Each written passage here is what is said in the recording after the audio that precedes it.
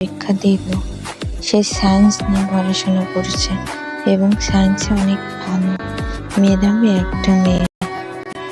মেধাবী হবেই না কেন, তার চারটা ভাই জব করে অনেক বিশাল বড় কোম্পানির সিইও। তার বোন হয়ে অবশ্যই সায়েন্স নিয়ে পড়বে সে।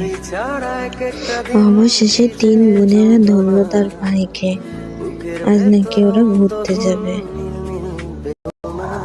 অবশেষে ওরা ঘুরতে বেরোলো।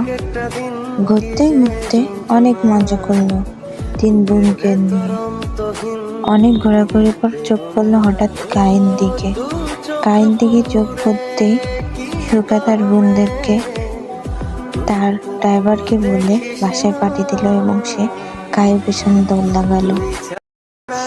কায় হলো ওর বাবার শত্রু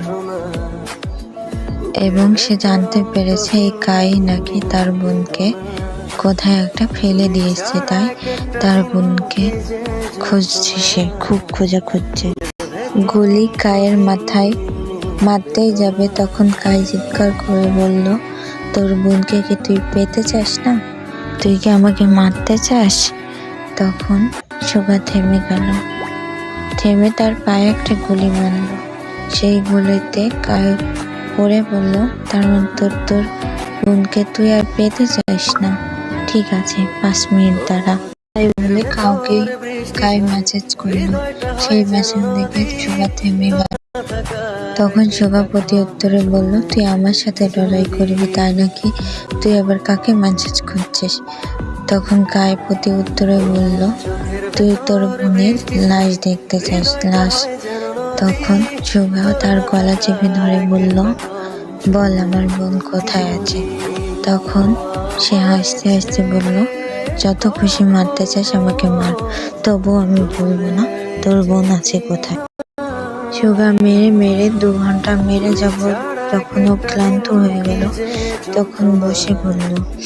কাই মোবাইলটা উঠিয়ে দেখলো একটা মেসেজ এসেছে। ওই মেসেজ দেখে ওকে একটা ঠিকানা দিয়ে দিল। সেই ঠিকানা অনুযায়ী বেরিয়ে পড়লো সুগা গাড়ি ড্রাইভ করতেছে, কিন্তু মনে হচ্ছে যে গাড়ি খুব স্লো চলছে। তাই সে তার ড্রাইভারকে ফোন দিয়ে বললো তাড়াতাড়ি নতুন একটা গাড়ি আনতে। তাই তার ড্রাইভার নতুন একটা গাড়ি নিয়ে আসলো। সেই গাড়িতে খুব ফাস্ট গেল সেই গ্রামে, যে গ্রামের ঠিকানা দেওয়া হয়েছে তার কাছে। সেই গ্রামে ঢোকার আগ দিয়ে যে দৃশ্য দেখে, ওই দৃশ্যতে ওর মাথা ঘুরে ওঠার মতো। দূর থেকে মনে হচ্ছে একটা বিল্ডিং এ অনেক আগুন ধরেছে। সুগার কলিজা প্রায় শুকিয়ে যাওয়ার মতন হয়ে গেছে। একজনের কাছ থেকে ঠিকানা জিজ্ঞেস করতে যেয়ে সে বলল, যে আগুন ঘরে চলছে সেই ঘরটাই নাকি এই ঠিকানা। এই কথা শুনে আমার বুকের ভিতর ধুক করে ওঠে। পৌঁছে যেয়ে দেখি সবকিছু জ্বলছে। আমি ঢুকলাম খুব কষ্ট করে সে ঘরের মধ্যে। দেখে একটা পুরুষ এবং মহিলা অজ্ঞান হয়ে পড়ে আছে। তাদেরকে আমি বাইরে নিয়ে আসি।